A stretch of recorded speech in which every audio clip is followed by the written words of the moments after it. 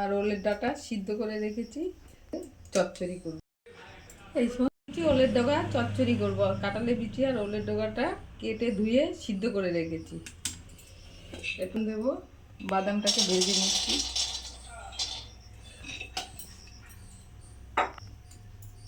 ভাজা হয়ে গেছে,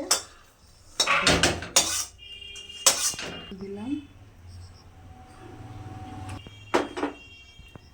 দুটো শুকনো লঙ্কা, দিলাম একটু কালো জিরে, দিলাম লঙ্কা বেটে রেখেছিলাম, দিয়ে দিলাম একটু মিক্সচার বাটিটা দিয়ে, মিক্সচারে বাটিটা দিয়ে জল দিলাম, লবণ দিলাম,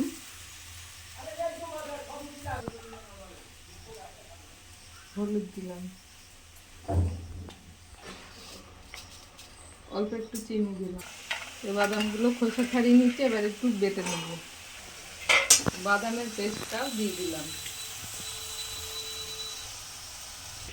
কষানো হয়ে গেছে মশলাটা, এবার এটা দিয়ে দিলাম ওল আর কাঁঠালের বীজ।